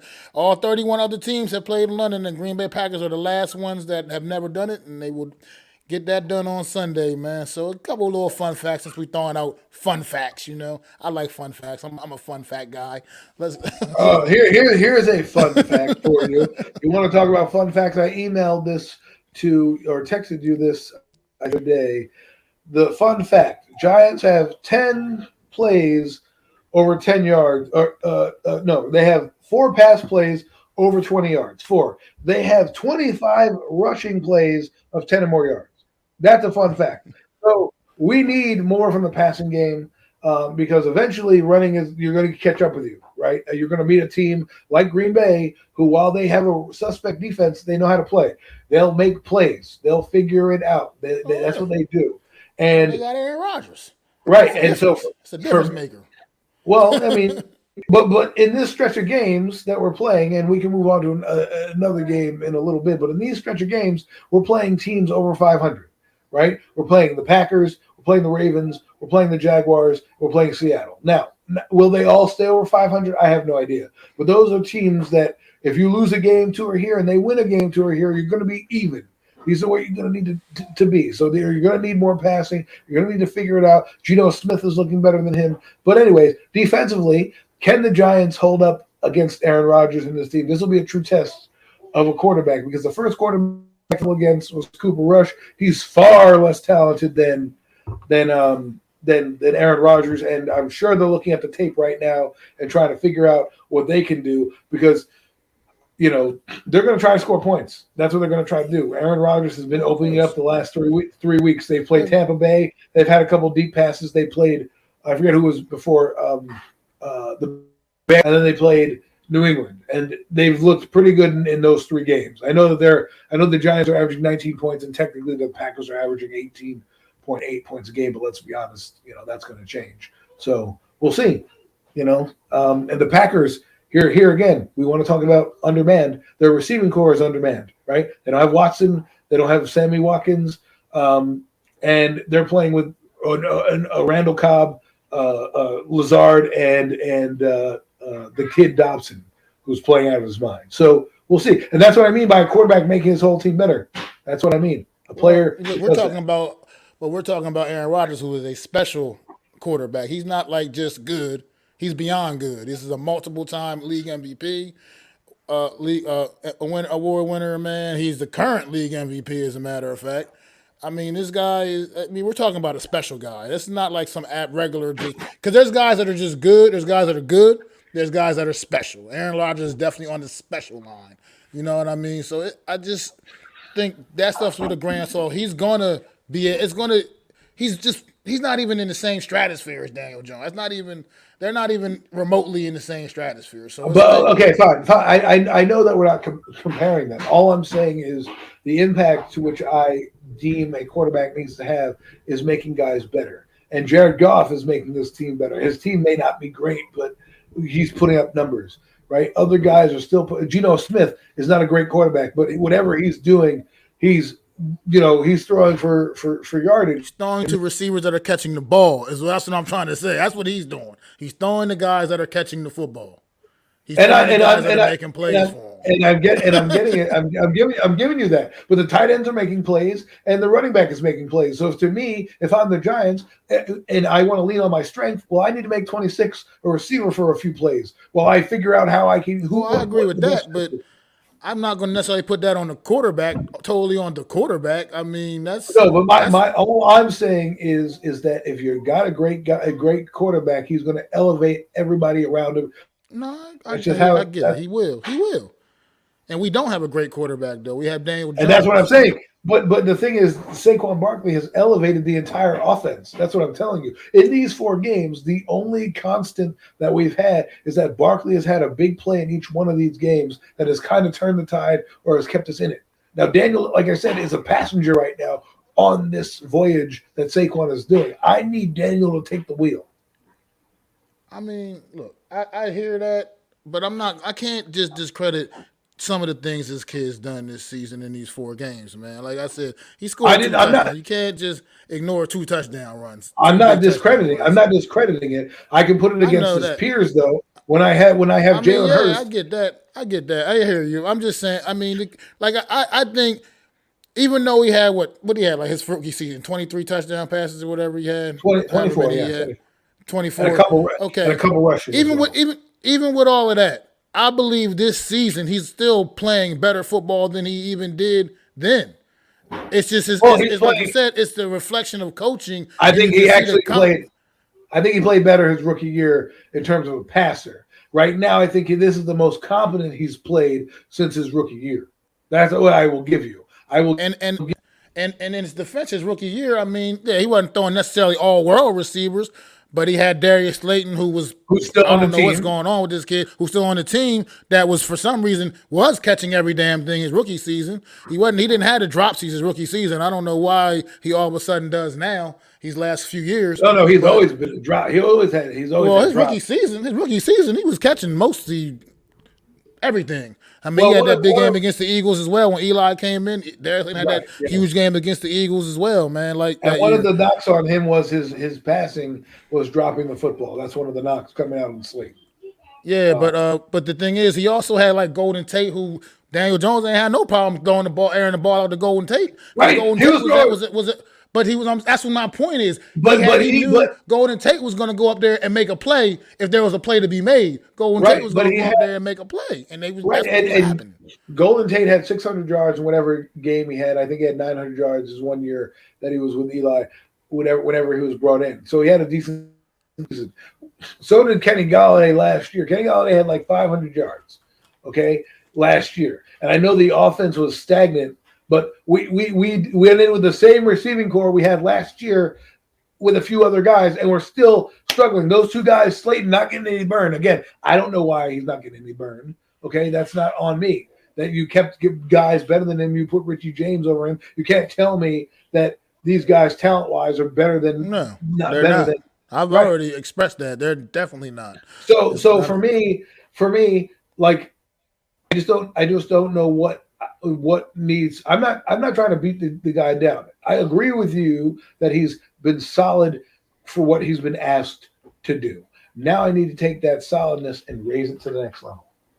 Well, I mean, we like to all see that. At the same time, I almost don't care what he does this year, and I almost don't care what he does this year. I still believe and stand by that. I believe New York has ruined this kid, and the only way he has a chance of having a successful career is to be somewhere else, preferably in a small media market, somewhere where he's not going to have cameras and microphones in his face constantly, and just needs to get a reset for real, honestly, because the kid, he's a good athlete.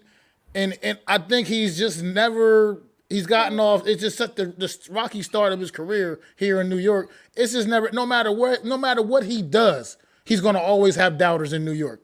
No matter what, he can go out there and throw for 5,000 yards and 40 touchdown passes, and people will still say, "Well, no, it was because of some other reason."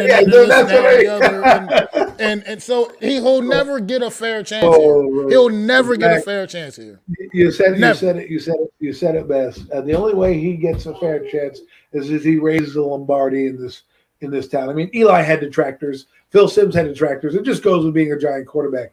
But, like what I'm saying is, like, I've seen the Kent Grahams of the world. I've seen the Dave Browns, the Danny Cannells. I've even seen the Kerry Collins of the world. Seen all of them too. Right. And to me, it's like, those guys were asked to be, and they still did certain things when called upon. This week, I'm calling upon you, Daniel. No 71 yards passing if you play. And don't let Davis. It's going to take more than 71 yards passing to beat the Green Bay Packers. And don't let Davis Webb. If Davis Webb goes in and he outperforms Daniel Jones, I don't want to. If he goes out with the same weapons and has 200 yards passing and it looks decisive out there, then we're going to put it on the quarterback. I will tell you that now. Then if that does happen, then that will be a different discussion next week to have. If it does go down like that. Now, originally during the off season, I picked this as one of the big upset specials of the season for the Giants. With all the injuries the Giants are dealing with, I'm probably not feeling as confident Stick with it, Mac. You stick with it. Because we got a lot of serious injuries going down right now on just both sides of the football. But the coaching, be out there Sunday morning. I'm gonna still have my pint in my hand at 9:30 in the morning. Oh my God! And I'm gonna be rooting for my boys, man. I guess it's 5:00 over or close to 5:00 in Wembley. It'll be 5:00 somewhere, bro. It'll be 5:00 somewhere. Listen. The keys to the game before we move on to the next couple teams. The keys to the game here are keep turn the ball over against this vaunted Packer offense, and keep the game close. If you can do that, you might have a chance to win the football game and play good defense. Again, this is a tough test. It'll be the best test they've seen as a quarterback on defense that they've played. There won't be no Justin Fields back there. It'll be a guy who can adjust and has seen every defense known to mankind. So let's see what we can do. All right. These next Run two games, football and keep Aaron Rodgers off the field as much as possible. And you never know. Bet. Like you told me, we've had the conversation before. You're in London. You're not in Green Bay. Maybe the time difference throws them off a bit. I don't think it will for Green Bay, but it can have an effect on certain guys. You just don't know when you're traveling. That's like a 5 or 6 hour time difference from Green Bay. It's a 5 hour time difference from New York. So it's like Right. about a 6 hour time difference from Green Bay, I believe. So Right. it can have an effect on guys. That's a big drastic change. And also depending on when they fly in and things of that sort, getting adjusted to the time, and also it's technically a home game for Green Bay. Technically, they're listed as the home team, But but there's that no way. crowd is going to probably be more favor New York Giants. You know what I mean? So Well, they're gonna be loud regardless. well, yeah, they're just excited to have football over there, but at the same time, I think it's going to have probably more New York Giant fans in that building than Green Bay Packer fans. So, might have that in their favor as well. So, we'll see what happens, man, on Sunday. It should be a fun one. It should be a fun one to start your day at 9:30 in the morning. I watched 9:30 football last week, and it was wall to wall football in my house. God bless my wife for, not pulling her hair out for watching wall to wall football all day. But another one, get ready. Hopefully it's not too warm outside, so there's an excuse to stay. It was terrible, so it gave you an excuse to watch football. But hey, we're going to London. Do your best and see what happens. You know what I'm saying? Absolutely, man. So, we're going to move on now to the Tennessee Titans coming up to visit the Washington Commanders in D.C., man. The Tennessee Titans have been playing a lot better the last couple of weeks. People kind of already had dialed it in on them, thinking that they were just going to fall flat on their face, but they have rebounded on the season, and they're keeping their season alive, and they get something that's going to probably help their cause even more. They get a Washington Commanders team that's playing god awful football over the course of the last couple of weeks. So, how you see this one going, man? Well, I think the Tennessee Titans are, they call it a slump buster, right? I think they found their slump buster here in the Washington Commanders. They're going to start to not necessarily separate themselves from the pack in the South, because you still have the Colts Still got Jacksonville. Looking up you at still have Jacksonville Jacksonville. still. I know Colts have stumbled out the gate, no pun intended, as a horse. They're still 1-2-1. So there's still a chance that they can come back in it, but this would put them back in the mix for the playoffs, for the wild card, and for the division if they can win this game. And I think they realized against the Giants and against the Buffalo Bills, we need to play a little bit better. They're starting to get their sea legs, and we'll see where they go. This defense is starting to kick up, and I think this is one of those games where they're going to meet the Washington Commanders at the right time and beat the crap out of them. If the Washington Commanders have any shot, this is the game you need to win. This is the game if you want to have any semblance of a season, because you dropped to 1-4, you might as well good night the lights and start planning for your quarterback next year. Well, I think they are going to drop to 1-4 because I think the Tennessee Titans realize once again. I don't know why it took them this long to realize it, that you just got to feed number 22, man. You got to feed that man. You got to feed Derrick Henry, and good things tend to happen, man. I think against the first Giants' first game bottled them up pretty well. Then the next game they had a buzzsaw in the Buffalo Bills, and then they need to get on the schneid. They beat the team who they beat and we played, and then last week they got a victory, so they tied themselves up. Now for them, their season starts. Like I said, they're playing a team that they need to bury. They're going to be playing the Cowboys and the Eagles down the road as well. This is the game they need to take. You need to be at least win one game in the NFC East, and I think this will be it. This will be the game they start to catch a little bit of momentum, catch a little fire, a couple games in a row, and kind of start to separate themselves as we go in the next few weeks.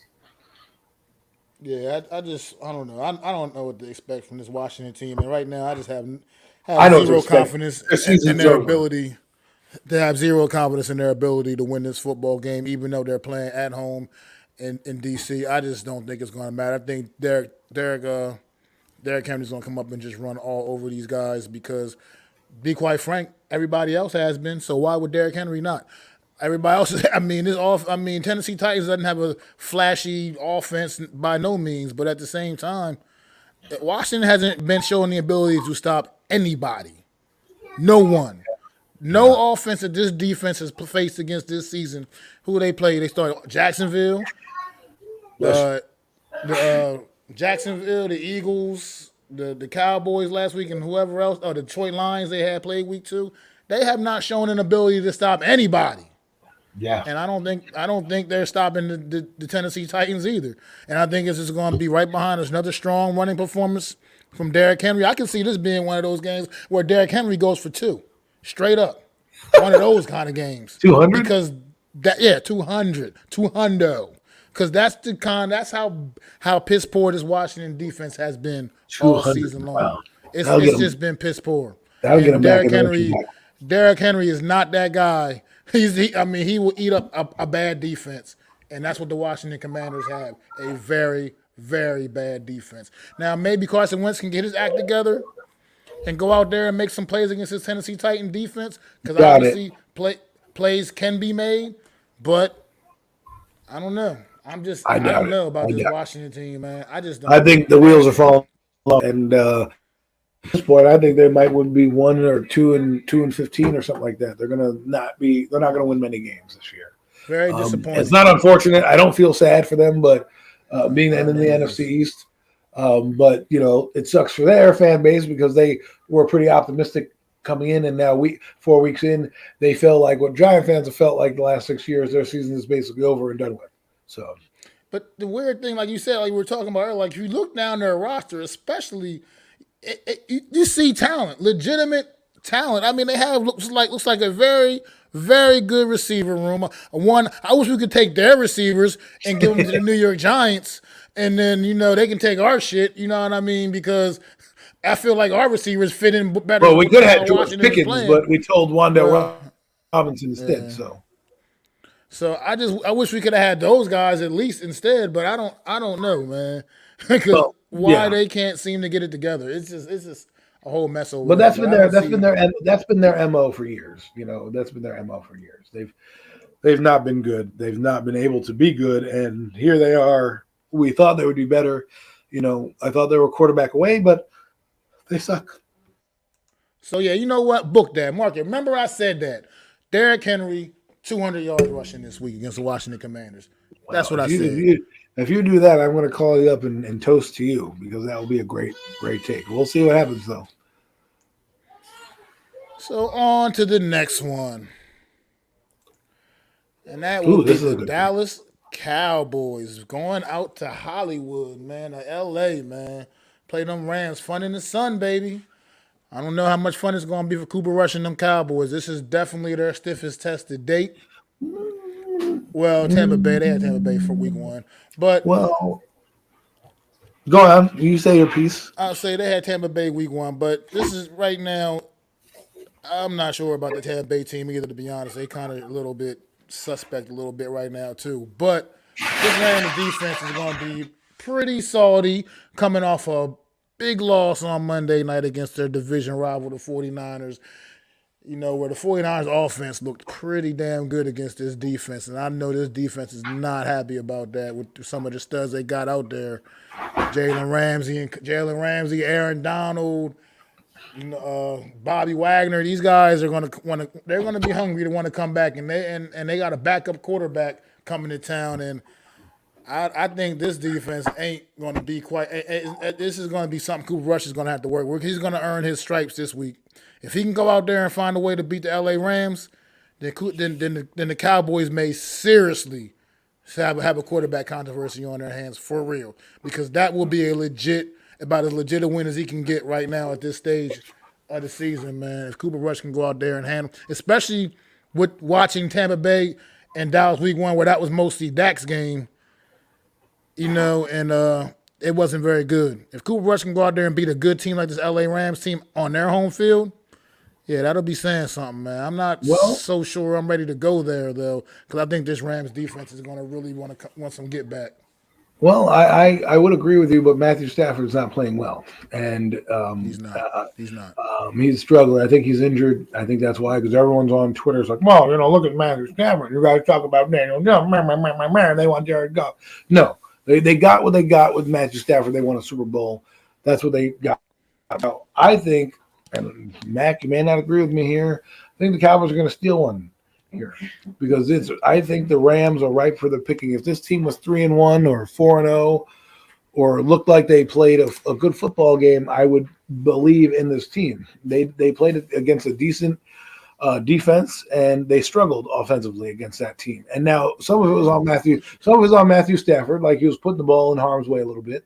But we'll see. Now they are on their home turf, but this is a big game for the Cowboys because the next week they play another team who's pretty decent as well. I think they play the Eagles the following week. Cowboys play the Eagles next week, yeah. So this is a game where they're not overlooking that game, but like you said, maybe Cooper Rush comes down to earth. But if they win this game and the Eagles somehow fall to their team, I doubt that the Eagles are going to fall to Arizona.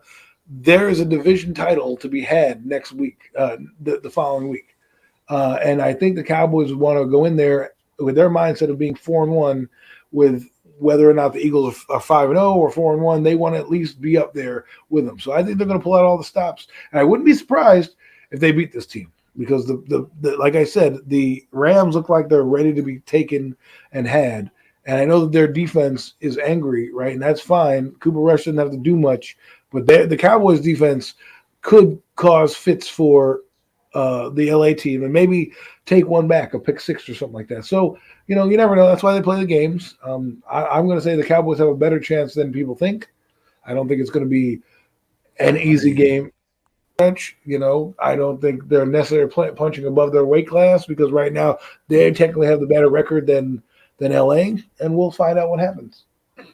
I definitely agree. I definitely agree with you on that one. I'm not saying like by no means that the Rams are just going to go and run over. I just think that coming off that performance Monday night, I feel like defensively, like they're studs defensively. This is more specific to their defense. Like I said, Aaron Donald, that's Deebo Samuel left a bad taste in their mouth on Monday night. Specifically, yes. Deebo Samuel, he left a bad taste in their mouth. So I just think that these guys are going to come back and come out and have a big game and figure out a way to probably knock off the Dallas Cowboys led by Cooper Rush and kind of bring this Cooper Rush noise and kind of silence it a little bit at least turn the volume down. If he wins this game, Cooper Rush, I'm telling you, man, that'll be that would mean Dak Prescott will be like, yo, get me back in the Eagle game. Like I can see that happening. But hey, you know what? We'll see what happens. I think this is a good test for the Cowboys to really see if they're a legitimate. This would make them. I would put this if they win this game, they're legitimate Super Bowl contenders. I will put that out there. If they play the game when they fall back or whatever, I can see. But we'll see.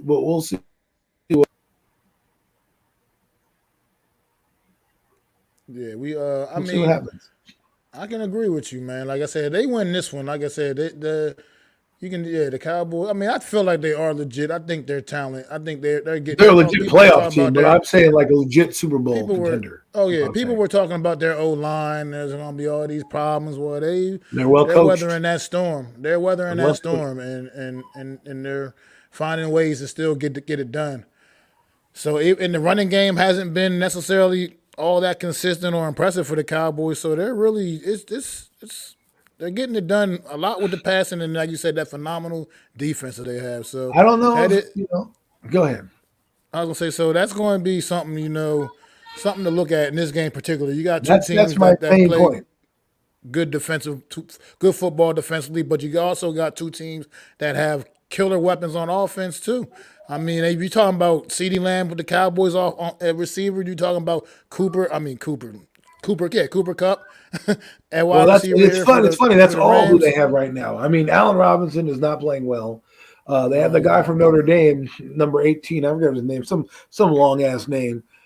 Some dude with long hair. I don't know. He's playing okay offensively with the Rams, and this is where I think their weakness is right now. If the Cowboys can run the football, get some points on the board somehow, and keep the game close, I think their defense can keep minute with a couple turnovers, and that's always a great equalizer for any team. I definitely can agree with that. Miz thinks the Dallas loses, the Eagles lose. He wants to know, do the Giants?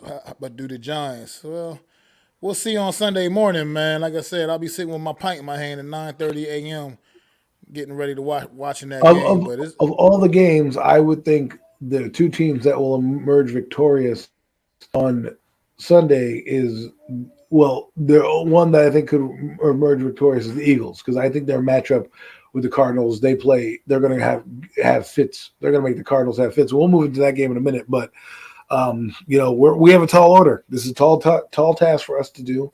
Washington, we already spoke about. We think they have no chance. And then you have the Cowboys. They have no chance. I mean, You have no you always chance. got a chance. You always got a chance, but No I know what you're chance. saying. I know. No. I know what you're saying. Any given Sunday, not this Sunday, not this Sunday.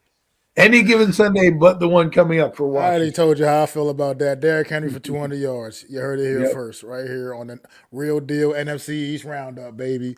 Derrick Henry 200 yards against the Washington Commanders this year. Let's move on to the last game, since I mentioned a Indeed. couple times. Indeed, we will. The Philadelphia Eagles going out to the desert, Arizona, visiting Kyler Murray and them Cardinals, man. You think? Kyler Murray and the Cardinals. Well, I think they're going to beat them. I don't think the Cardinals are. I think the Cardinals are what 2-2, 1-1, 1-2, something like that. 1 and whatever their record is. I don't know what the record is of the Cardinals. I think they might be 2-2. I don't know. I can't remember either what their record is. They're not. They're having their own turmoil, and I think, they're not. I'm sorry, they're not a better football team than the Eagles, and I know we want the Eagles to lose. I don't think this is the game they're losing. I really don't believe that. Maybe I could be wrong. I'm not worried about being wrong, but maybe I could be wrong. But I think this game is. I think that I think that this is a tough game for Arizona. Let's see what they got. They beat the Raiders, right? They lost to the Rams, and they beat the Panthers. So they're 2-2. Oh yeah, they're 2-2. So they just got destroyed by the Chiefs 44-21. They beat the Raiders in overtime a few weeks ago, and they just beat last week the Panthers in a game where there wasn't even that great of stats. I mean, it wasn't like they were world beaters. Cards, nothing impressive. They barely ran the football. It was basically probably because of the 2 interceptions that Baker Mayfield threw that kept them in the game. But other than that, they gave up 81 yards, over 100 yards rushing. I see the Eagles not having a easy time with the Cardinals, but I think they're going to win. I think they're just a better team than the Cardinals right now, and that'll prevail. I don't think the Cardinals have the firepower to face them on defense. I think the Eagles know how to defend a quarterback like that because they defend one every week, right? And this is the NFL. It's a wacky business, and I think in order for the Eagles to be the team that we think they are, they have to win this game, and I think that the Eagles will win this game because they want to be legit. Now they could overlook the Cardinals and look right to that cap and lose one. I know Miz is 19 for 22 in his picks, and that's good. That's good percentage, but that's what I feel. Doesn't mean we'll find out on Sunday whether or not I'm right or not. But I just feel the Eagles are going to win. I know one thing you're right about is that the Eagles are undoubtedly a better football team than the Arizona Cardinals, and but also Kyler Murray, man, he's the X factor in this game, man, because he has a way sometimes of playing very undisciplined, man. And he's not going to be able to be turning the ball all over the place, turning the ball over against his Eagle defense. It's just not going. It just won't work out if he's doing that. So he's got to really, keep control of himself, play discipline, man, and not make the big mistakes, man. He just can't. I know people love his flashiness and the big plays he can make with his legs in particular, and how he can throw on the run, and it's all good. But he makes a lot of mistakes that people kind of look past. Also, I feel like, and he also has bad body language. Yeah, not one of those weeks where he can do that. He's going to have to play good, clean football to get the Cardinals any opportunity, and try to get James Conner going, man. That's also going to be their best bet. Is try to get that run game, James Conner going with that run game, and just really kind of slow the game down some, because this Eagles team, they're all about getting up and down the field, man. If you can keep them off the field the longer you keep them off the field, also the better chance you can have, man.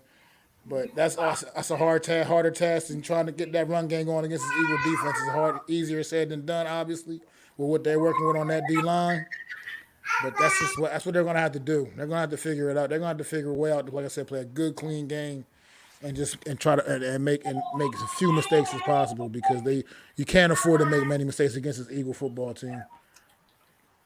I don't think they're going to get up to 30 points. I just think the Eagles' defense is going to be better, and they're playing their best football right now. And we'll see what happens. I think the Eagles are going to win, and I think it's going to be a big showdown.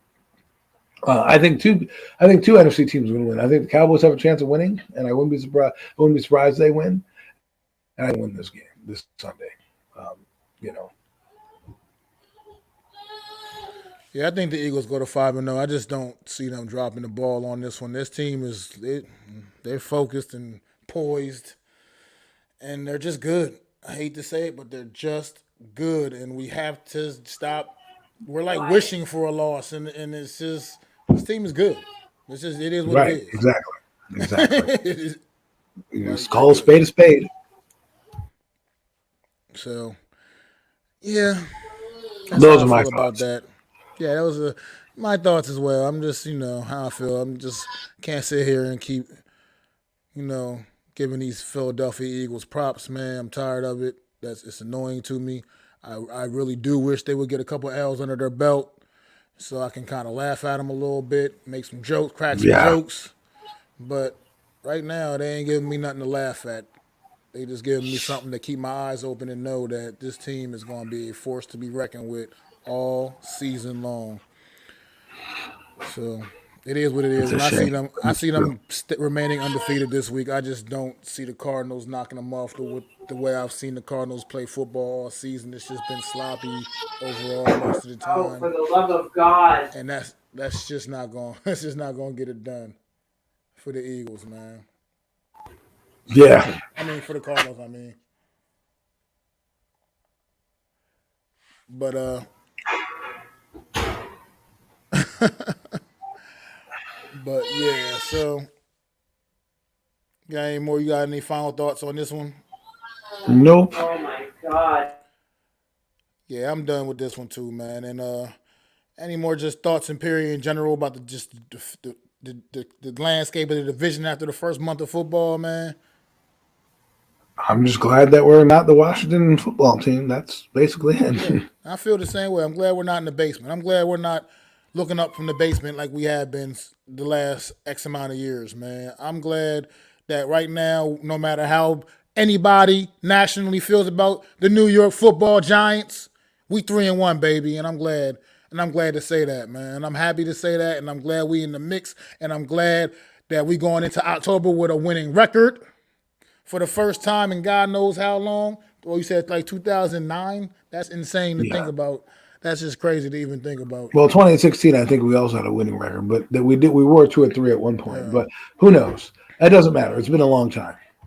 And so I'm just like I said, NFC East also is making a lot of other people eat crow in general because everybody been cracking jokes, NFC least and this, that, and the other one. The NFC East right now, currently, is sporting the best record in football. Now, granted, a lot of that's on the strength of the undefeated Eagles, but no, it's not because the Cowboys and Giants also doing their part too with that, with the three big, also sporting 3-1 records. So right now, after the first month of the season, the NFC East is the best division in football after the first month of the season, whether anybody likes it or not. And the NFC East is the best division, period, all time. And that's just a fact because it's the only damn division where all 4 teams got Lombardis. So go run tell that. I'm sorry, I had to get that off my chest. Just felt some type of way about people dogging the NFC East all these years. People just waited for the NFC East to get down, and people wanted to just crack all their jokes and be dogging the NFC East when they know the NFC East has been the best division in football all time, period. In the history of the National Football League, the NFC East is the number 1 division. It's the top dog. At one point, people referred to it as the best division in all of sports. Not even just football, all of sports. And then they had a few down years, you know what I mean? And everybody want to be cracking their little jokes. Well, who joking now? Ain't nobody joking now. NFC East out there balling, getting it done. Sorry, I just had to. I don't know why I went on that rant, folks, but I just had to. Got to defend my division. Got to defend my boys. It's true. Not. I mean, everything you said was facts. Facts. But Adam, if you got anything else you want to say before we wrap this up, man. Let's go to London and try to steal one. Absolutely, man. Let's go to London. Go ahead, like I said, get them pints ready. Get them fish and chips fired up, man. You know what I mean? Have some tea and crumpets, whatever you like to do. You know what I mean? How you want to spend your Sunday morning. But we're going to be kicking it in London at 9:30 a.m., hopefully busting the Green Bay Packers ass. And, of course, you know where it's going to be at immediately following the game in London on Sunday. So it'll probably be like around, about 12:30, 1 o'clock-ish. Tune in live for the true blue aftermath. Live and in living color. You want to be great, you got to work at it, right? I'm on one today. It's a great day to be great, bro. Remember that. It's a great day to be great. Let's go out here. Let's get a win. Let's focus on the details, man. Sorry for the shameless plug, folks, but I just had to do it. And yeah, so just make sure y'all tune in Sunday after the game for that true blue aftermath with your boy Mac the Giants fan and with whoever else want to come on, show some love, talk about the Giants Green Bay game. That'll probably be about 1 right when the other games are starting, so I don't know how that's going to go for anybody else wanting to join, but I'll be doing my thing regardless. And I'll see y'all then, man. It's your boy, Mac the Giants fan. And my guy, Adam Costas. Peace. I'd like to thank you all for listening. If you was feeling this, please take time to subscribe and smack them likes. Feel free to drop a comment. Let me know what you think. Don't forget to ring that bell so you know when I'm dropping new content. It's your boy, Mac the Giants fan. You can find me on Twitter, YouTube, and Facebook at Mac the Giants fan. That's MacDa Giants fan.